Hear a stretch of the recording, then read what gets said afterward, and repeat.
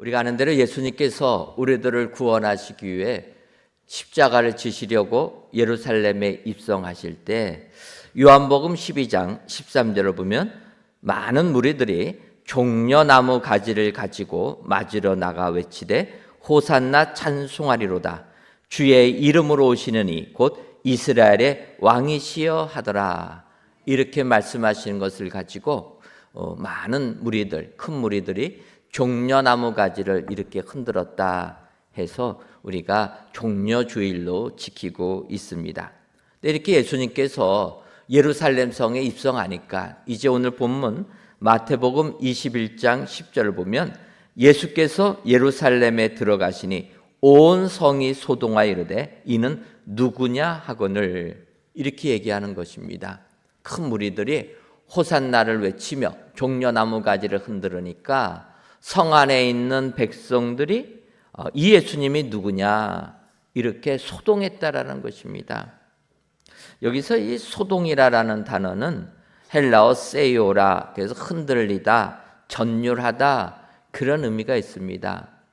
우리가 아는 대로 예수님께서 십자가에 못 박혀 돌아가시고 장사 지내셨다가 무덤에서 부활하십니다. 예수님께서 부활하신 것을 그 천사가 알려주게 되는데 이 천사가 알려줄 때 마태복음 28장 4절을 보면 그 무덤을 지키던 군병들, 지키는 자들이 그를 무서워하여 떨며 죽은 사람과 같이 되었더라.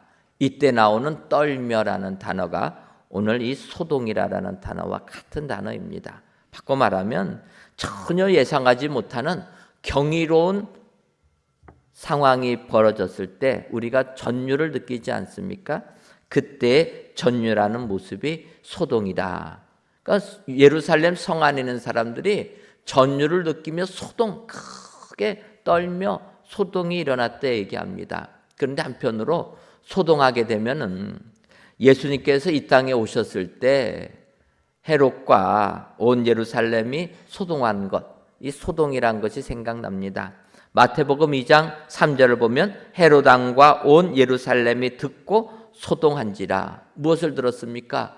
동방 박사들이 동방에서 별을 연구하다가 큰 별, 왕이 나신 것을 알고 이 동방에서부터 예루살렘까지 오게 됩니다. 그래서 동방 박사는 왕이 탄생한 것을 알았기 때문에 헤롯에게 가서 물어봅니다. 우리가 왕이 탄생하실 것을 경배하러 왔습니다.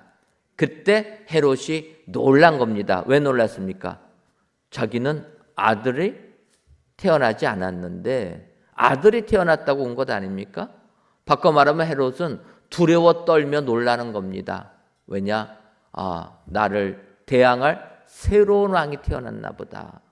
걱정하며 떨게 됩니다. 또 예루살렘에 있는 그 백성들은 헤롯 시대 얼마나 힘들었습니까? 바꿔 말하면 새로운 왕이 태어났다는 걸 알고 그 왕이 누군가 또 찾으려고 소동이 일어나게 되었다라는 것입니다. 어찌 보면은 예수님께서 이 땅에 오셨을 때 헤롯과 온 성이 소동했다가 예수님께서 공생애를 시작하시고 이제 공생애를 마친 즈음에 대해서 동일하게 또 온 성이 소동합니다. 그러면서 물어봅니다. 이분이 누구신가? 여러분, 오늘은 저희들이 종려주일로 맞이하면서 2000년이 지난 오늘 이 시간에도 우리 예수님이 누구신가? 다시 한번 질문해야 될 줄 믿습니다. 그리고 우리가 질문한 이 예수님이 바로 이분이구나. 성경을 통해서 깨달으시고 이 예수님을 믿으시고 이 예수님께 영광과 찬송을 돌리시는 복된 종려주일이 되시기를 바랍니다. 그렇다면 온 성이 소동하여 이른 이는 누구냐 한 예수님, 그 예수님은 어떤 분이십니까? 먼저는 말씀을 이루시는 예수님이십니다. 오늘 보면 마태복음 21장 5절을 먼저 보면 시온 딸에게 이르기를 내 왕이 내게 임하나니 그는 겸손하여 낙이 곧 멍에 매는 짐승의 새끼를 탓도다 하라 하였느니라. 또 7절을 보면 나귀와 나귀 새끼를 끌고 와서 자기들의 겉옷을 그 위에 얹음에 예수께서 그 위에 타시니 이렇게 말씀하고 있습니다. 마태복음 2장 4절부터 얘기합니다. 예수님께서는 선지자를 통하여 하신 말씀을 이루시는 분이라. 그러면서 스가랴서의 예언을 이야기하시고 그 스가랴서의 예언 그대로 예수님께서 그 새끼 낳기 위해 타시는 분이라. 바꿔 말하면 우리 예수님은 말씀을 이루시는 하나님이라 성경이 말씀하고 있다라는 것입니다. 특별히 오늘 본문에 나오는 말씀은 스가랴서의 예언의 말씀을 주님이 그대로 이루셨다 이야기합니다. 여러분, 스가랴 선지자는 어떤 선지자입니까? 스가랴서 1장 1절을 보면 다리오 왕 제2년 8째 달에 여호와의 말씀이 이도의 손자 베레가의 아들 선지자 스가랴에게 임하니라 이르시되 하면서 스가랴서의 예언이 쭉 나오게 됩니다. 언제 스가랴가 예언하기 시작했습니까? 다리오 왕 제2년 8째 달에 시작했다라는 것입니다. 여러분, 다리오 왕 하니까 좀 익숙하지 않습니까? 다리오 왕 언제 들어보셨습니까? 다니엘을 사자굴에 던진 왕, 그 사람이 다리오 왕입니다. 기억나십니까? 벨사사를 죽이고 메덴 나라 다리오가 왕이 됐는데 그 다리오 왕이 다니엘을 사자굴에 던졌던 그 왕이 다리오 왕입니다. 근데 스가랴서 1장 1절을 보면 다리오 왕 제2년 얘기합니다. 스가랴는 그 이유인데 다리오 왕이라고 얘기합니다. 그러면 이 다리오 왕은 어떤 왕입니까? 다니엘을 사자굴에 던져 넣었던 그 다리오가 아니고 이 다리오 왕은 고레스, 이스라엘 백성들을 포로 귀환시킨 해방해준 고레스 왕의 손자가 되는 다리오 왕입니다. 여러분, 우리가 성경을 보게 되면 동명이인이 많아가지고 성경 읽다가 막 혼란스럽습니다. 남유다와 북이스라엘이 갈라졌을 때 이름이 같은 이름들이 북왕도 있고 남왕도 있어가지고 헷갈립니다. 예수님 어렸을 때는 헤롯 왕 얘기하는데 그 헤롯 왕도 여러 명 있지 않습니까? 이 다리오도 이름이 많은 겁니다. 저도 이름이 같아가지고 조금은 어려움을 겪을 때가 있습니다. 여러분, 저하고 이름이 같은 분, 제 이름이 아주 흔하지는 않은데 목사님 중에서도 저와 이름이 같은 분이 계십니다. 전주 양정교회를 시무하고 계시는 박재신 목사님이십니다. 이때는 제가 님자를 붙였습니다. 근데 이분도 합동 측에서 또 총회 임원도 하고 특별히 선교하는 GMS라는 이 선교사들을 후원하는 이사장님도 역임해가지고 유명한 분입니다. 그래서 제가 교계 모임을 가게 되면은 다른 목사님들이 그 양정교회 박재신 목사님을 생각하는 거예요. 저한테 인사합니다. 그때 제가 뭐라고 얘기합니까? 목사님, 그 목사님은 아니고 저는 또 다른 목사입니다. 이름이 같으면 이렇게 혼란한 겁니다. 이 다리오 왕은 고레스의 손자입니다. 우리가 아는 대로 고레스 왕은 이스라엘 백성들 바벨론 포로의 삶을 끝내고 이제 예루살렘으로 귀환해서 성전을 건축하라 명해주는 겁니다. 그래서 고레스 왕의 칙령을 통해서 바벨론 포로의 유수의 삶을 끝내고 이스라엘 백성들이 예루살렘으로 귀환하게 됩니다. 그리고 귀환해서 성전을 건축하려고 하는데 그 사이에 예루살렘에 뿌리 내렸던 사람들이 방해를 하는 것입니다. 그래서 포로 귀환하고 나서 성전 건축 멈추고 18년이라는 시간이 흘러간 겁니다. 이때 하나님께서 학개와 스가랴를 통하여서 다시금 성전 건축을 촉구하는 이런 내용입니다. 이때 스가랴가 예언한 내용이 오늘 예수님께서 예루살렘에 입성하실 때 인용한 스가랴서의 내용이 나오게 되는 것입니다. 여러분, 스가랴는 어떻게 예언합니까? 스가랴서 9장 9절을 보면 시온에 따라 크게 기뻐할지어다. 예루살렘에 따라 즐거이 부를지어다. 보라, 내 왕이 내게 임하시나니 그는 공의로우시며 구원을 베푸시며 겸손하여서 나귀를 타시나니 나귀의 작은 것 곧 나귀 새끼니라. 이렇게 예언을 하고 있는 것입니다. 성전 건축 멈췄다가 힘겨워하는 그들에게 기쁨을 외치는 겁니다. 시온에 따라 예루살렘에 따라 즐거이 부르라는 거예요. 너희들이 비록 지금 성전 건축하다 멈췄지만 너희들을 이끌어줄 너희에게 왕이 임하기 때문이라. 여러분, 왕이라는 지도자가 있을 때 나라가 강력해지고 지도자가 있을 때 어떠한 큰 일을 진행할 수 있는 것입니다. 성전을 멈춘 그들에게 하나님께서 약속해 주시는 겁니다. 너희에게 왕이 임할 것이니까 기뻐하고 성전 건축에 최선을 다하라. 여러분, 그런데 바로 스가랴서를 보게 되면 왕이 임하는데 그 왕이 어떤 왕이냐? 성경을 얘기하면 그는 공의로우시며 구원을 베푸시며 겸손하여서 나귀를 타시나니 나귀의 작은 것 곧 나귀 새끼니라. 이렇게 얘기하는 것입니다. 여러분, 왕이라는 존재가 어떤 존재입니까? 권력을 잡고 힘을 잡으면 높임 받으려고 하지 겸손하게 자기를 낮추는 왕들은 드문 것입니다. 우리가 알듯이 사울 왕이 이스라엘의 왕이 되었을 때 처음에 사무엘 선지자가 왕으로 기름 부을 때 사울 왕이 얼마나 겸손했습니까? 내가 무슨 왕이 됩니까? 우리 지파는 베냐민 주에서도 지파 중에서도 가장 작은 지파 아닙니까? 그렇게 겸손했던 사울 왕이 되고 나니까 그 다음에 어떻게 됩니까? 힘이 생기니까 교만해지는 것입니다. 그래서 하나님 말씀 어기는 것 아닙니까? 그러니까 왕이라는 게 이런 존재인데 오늘 스가랴서가 예언하는 우리에게 임할 왕은 겸손하여서 나귀를 타시는 분이라. 나귀를 타셔도 새끼 나귀를 타시는 분이라. 여러분, 이 세상의 왕들은 힘을 상징하는 말을 타는 것 아닙니까? 전쟁에 나가서 승리하는 말, 그것도 백마 타고 다니는 것입니다.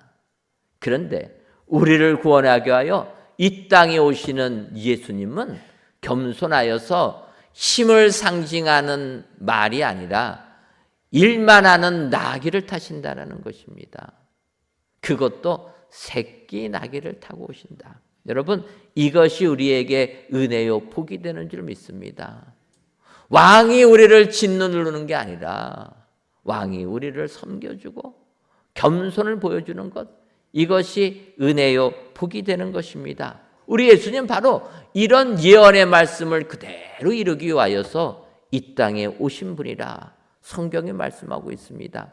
험한 세상 사시면서 세상의 권력에 아픔을 당하시고 세상에 있는 자들에게 힘겨운 삶을 사는 여러분, 우리가 믿는 예수 그리스도는 바로 하나님의 말씀을 이루시는 분이신데 그 말씀을 이루신 우리 예수님 겸손하여서 공의를 베푸시는 분이라. 여러분, 이 예수님이 우리 예수님 된 것을 감사하시고 그 예수님이 우리를 구원하기 위하여 예루살렘에 입성하신 것처럼 오늘 나에게도 오셔서 나를 구원해 주옵소서. 구원을 받으시는 저와 여러분들 되시기를 주님의 이름으로 축원합니다. 다음으로 그가 누구신가 한 그 예수님은 호산나로 높임 받으신 예수님이십니다. 마태복음 21장 9절을 보면 앞에서 가고 뒤에서 따르는 무리가 소리 높여 이르되 호산나 다윗의 자손이여 찬송하리로다. 주의 이름으로 오시는 이여 가장 높은 곳에서 호산나 하더라. 예수님이 입성하실 때 큰 무리들이 종려나무 가지를 흔들면서 호산나를 외쳤습니다. 호산나라라는 의미는 우리를 구원해 주옵소서, 그런 의미입니다. 우리 예수님은 우리를 구원해 주시는 주님이신 줄 믿습니다. 그 주님이 우리에게 오시기 때문에 우리는 호산나를 부르며 우리 예수님을 높여야 되는 줄 믿습니다. 우리 예수님은 호산나로 높임 받으시기에 합당하신 분이라. 우리는 이 말씀을 기억하고 우리 예수님을 높여야 될 줄 믿습니다. 저는 호산나로 높임 받으시는 예수님을 보면서 모세가 애굽에 들어가는 모습이 떠오르게 됩니다. 여러분, 우리가 아는 대로 모세 40살 되던 해에 이스라엘 백성들 도와주겠다고 나섰다가 도움을 주기는커녕 살인자가 되어서 도망자의 신세로 전락합니다. 미디안 광야로 도망가서 장인 이드로의 양을 치면서 40년을 지나게 됩니다. 성경을 보면 80세, 하나님이 부르실 80세까지 자기 양을 친 게 아니라 장인 이드로의 양을 치다가 하나님의 부름을 받았다라는 것입니다. 얼마나 미디안 광야 40년의 삶이 외로운 삶이고 힘겨운 삶입니까? 그런 삶을 사는 모세를 하나님께서 부르십니다. 그때 출애굽기 3장 11절을 보면 모세가 하나님께 아뢰되 내가 누구이기에 바로에게로 가며 이스라엘 자손을 애굽에서 인도하여 내리이까. 40년 전에는 내가 다 할 수 있다고 했던 사람이 40년을 지나면서 이제는 내가 누구간데 바로에게 가며 이스라엘 백성들을 애굽에서 인도하여 내겠습니까? 나는 하지 못합니다. 이렇게 거절을 하게 됩니다. 그때 하나님께서 뭐라고 말씀하십니까? 12절을 보면 하나님이 이르시되 내가 반드시 너와 함께 있으리라. 내가 그 백성을 애굽에서 인도하여 낸 후에 너희가 이 산에서 하나님을 섬기리니 이것이 내가 너를 보낸 증거니라. 호렙산에서 하나님 섬길 것이다. 이것이 증거라고 얘기해 줌에도 불구하고 모세는 나서지 못합니다. 그때 하나님께서 뭐라고 말씀하십니까? 모세야, 내 손에 든 것이 무엇이냐? 지팡이입니다. 그때 하나님 말씀하십니다. 지팡이를 땅에 던지라.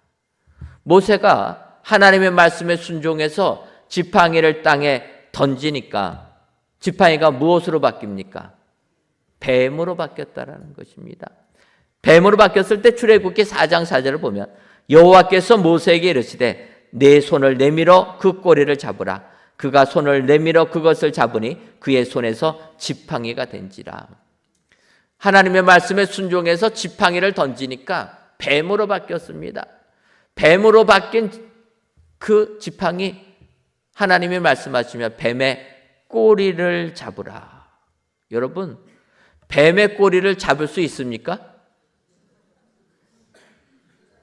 뱀을 안 잡아서 모르겠다 하실지 몰라도 우리가 텔레비가를 보게 되면 뱀 잡는 사람들 나오지 않습니까?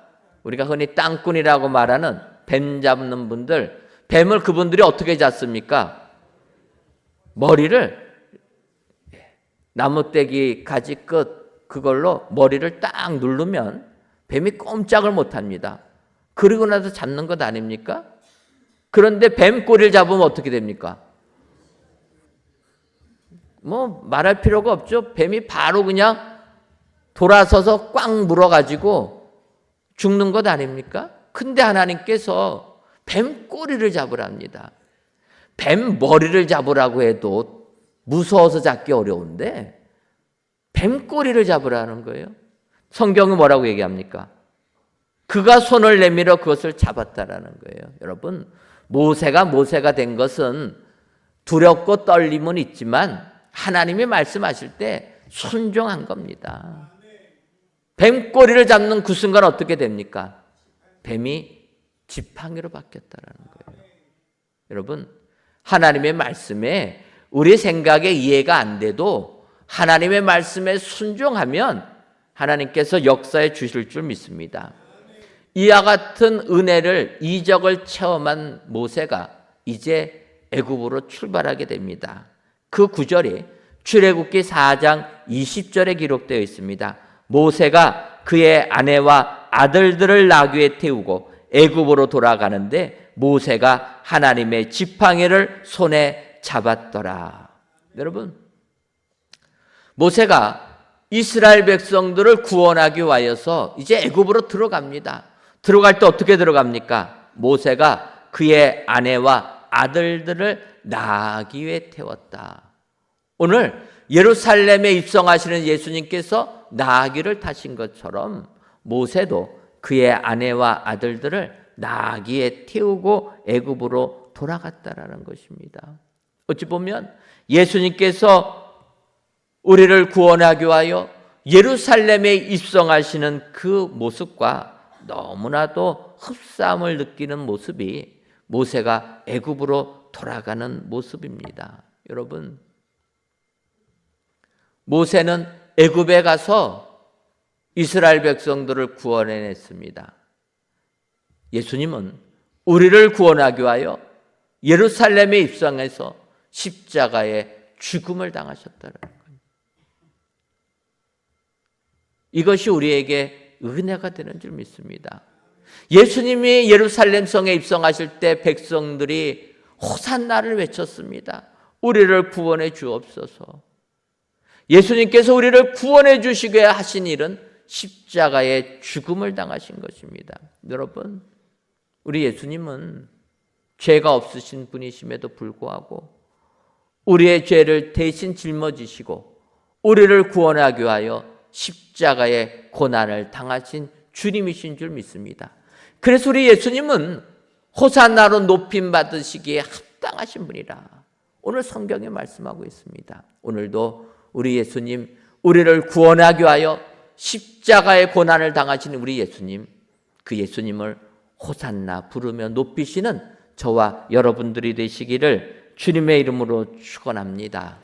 마지막으로 그가 누구냐 하신 예수님은 나사렛에서 나온 선지자 예수님이시라 성경이 말씀하고 있습니다. 마태복음 21장 11절을 보면 무리가 이르되 갈릴리 나사렛에서 나온 선지자 예수라 하니라. 그가 누구냐 질문할 때 그들의 답은 선지자 예수라라는 것입니다. 여러분, 여기서 선지자가 무엇입니까? 선지자란 하나님의 말씀을 전하는 사람입니다. 하나님의 말씀을 전하기 때문에 하나님께서 말씀하시면 말씀 그대로 전해야 되는 것입니다. 거기에 내 생각이 들어가면 안 되는 것입니다.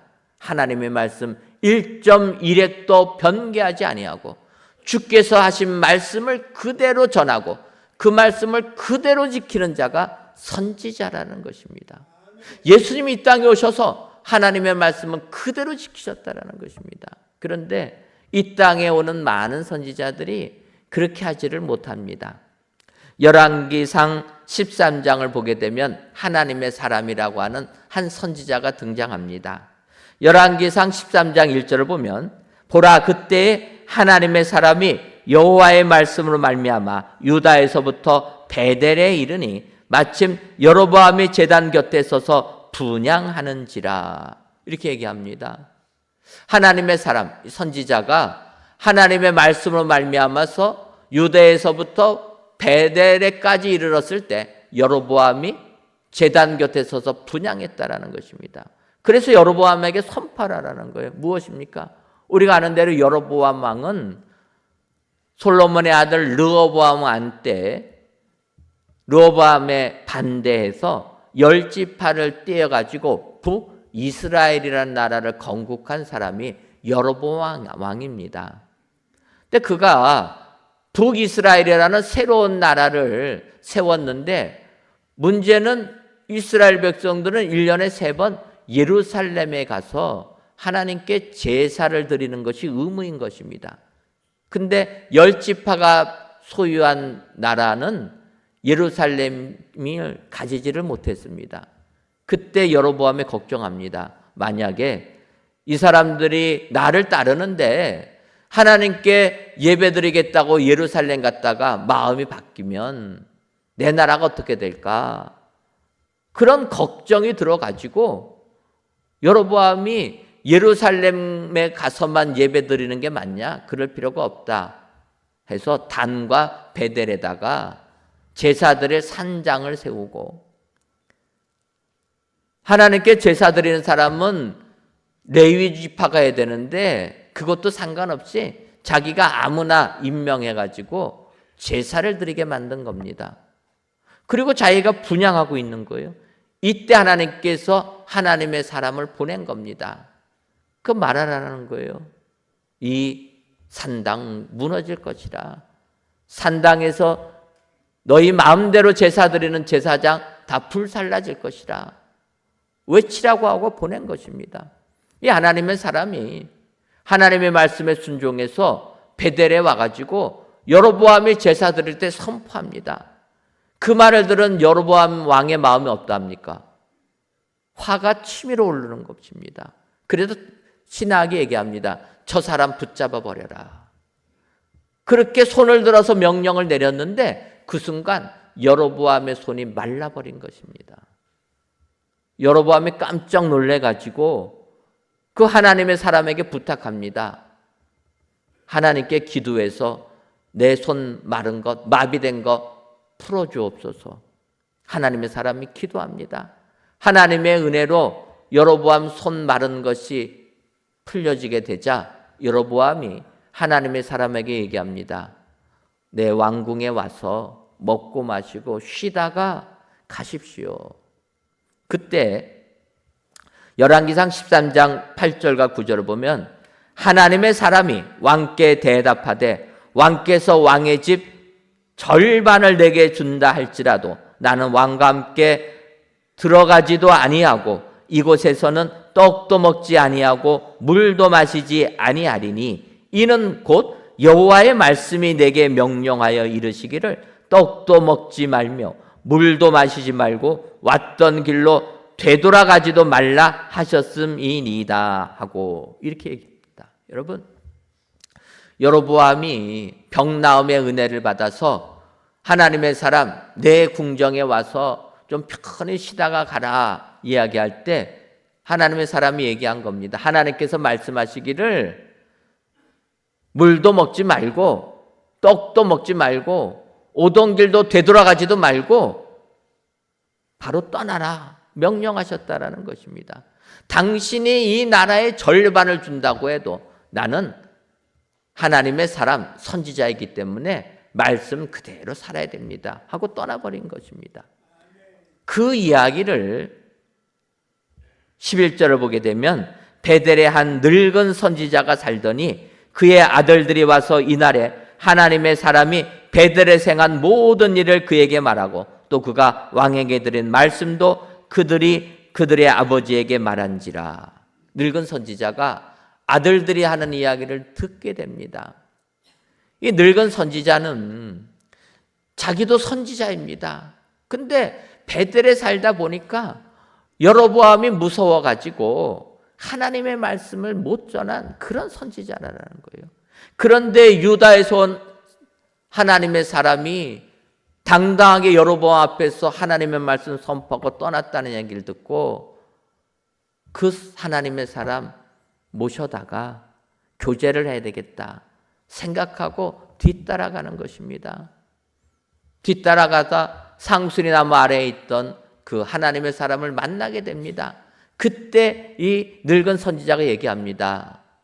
선지자님, 우리 집에 와서 떡도 먹고 물도 좀 마시고 가십시오. 나는 여로보암 왕이 아닙니다. 하나님의 말씀을 전하는 선지자입니다. 이렇게 얘기를 합니다. 그때 하나님의 사람이 똑같이 얘기합니다. 하나님께서 물도 마시지 말고 떡도 먹지 말라고 나한테 명했다. 나는 돌아갈 수가 없다. 이야기합니다.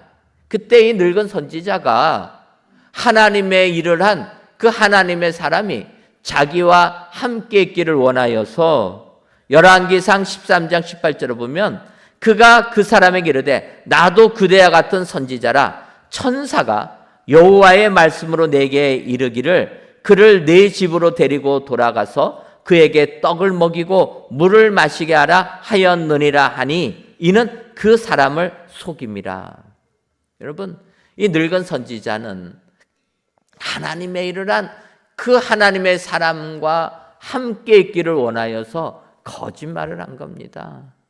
천사가 나에게 말했다라는 거예요.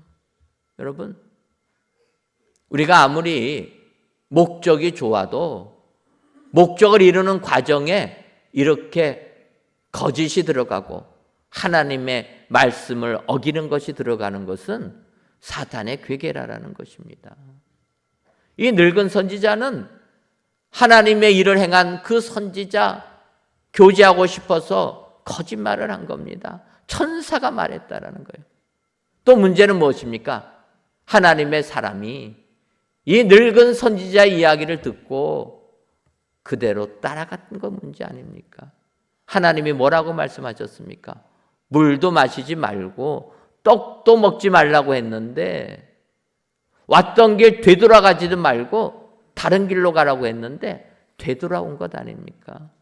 되돌아와서 늙은 선지자 집에서 떡도 먹고 물도 마신 것입니다. 속임을 당해가지고. 여러분, 선지자는 속으면 안 됩니다. 사탄도 광명의 천사로 가장한다고 하지 않습니까? 말씀에 빗대서 속으면 안 되는 거예요. 그런데 그 하나님의 사람, 여로보암 앞에서 하나님의 일을 행했다 보니까 순간 방심한 겁니다. 그래서 늙은 선지자의 말에 속아가지고 거기서 먹고 마십니다. 그리고 떠날 때 어떤 일이 벌어집니까? 24절을 보면 이에 그 사람이 가더니 사자가 길에서 그를 만나 물어 죽이매 그의 시체가 길에 버림받으니 나귀는 그 곁에 서 있고 사자도 그 시체 곁에 서 있더라. 하나님의 말씀 어긴 그 하나님의 사람이 사자에 물려 죽고 말았다라는 것입니다. 그 이야기를 들은 늙은 선지자가 따라갑니다. 보니까 사자에 물려서 죽어 있습니다. 근데 사자가 시체를 먹지도 않습니다. 그걸 가지고 그 하나님의 사람 모시고 와서 통곡하면서 장사를 치러줍니다. 나로 인해서 죽었다라는 것 아닙니까? 그러면서 아들들에게 유언합니다. 내가 죽거든 내 뼈를 이 선지자 뼈 곁에 묻어달라. 여러분, 선지자는 이런 것입니다. 선지자라는 이름의 무게가 이렇게 무거운 겁니다. 하나님의 말씀을 어기면 안 되는 것입니다. 우리 예수님 어떤 예수님이십니까? 선지자 예수님이시라는 거예요. 우리 예수님 이 땅에 오셔서 십자가에 돌아가시는 그 순간까지 하나님의 말씀을 그대로 이루어 주신 분이십니다. 하나도 어기지 아니하시고 그대로 이루어 주시고 약속하신 그대로 우리의 죄를 대신 지시고 십자가의 고난을 당하시고 사흘 만에 부활하신 분이 우리 주님이신 줄 믿습니다. 우리는 하나님의 말씀을 선포하기 위하여 선지자로서 이 땅에 오신 예수님, 그 예수님을 바로 알고 그 예수님께 감사와 찬송을 돌려드리는 은혜의 모든 성도님들이 되시기를 주님의 이름으로 축원합니다. 기도하겠습니다. 하나님, 따스한 봄바람이 완연히 부는 오늘 이 시간 성전에서 또는 각 예배 초소에서 귀한 예배를 드리게 하시니 감사합니다.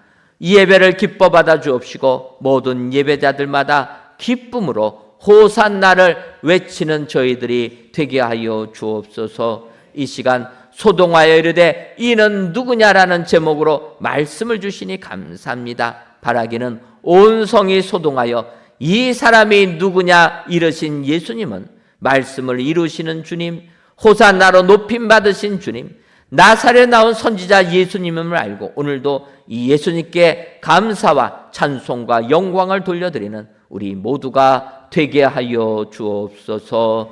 예수님의 이름으로 기도하옵나이다. 아멘.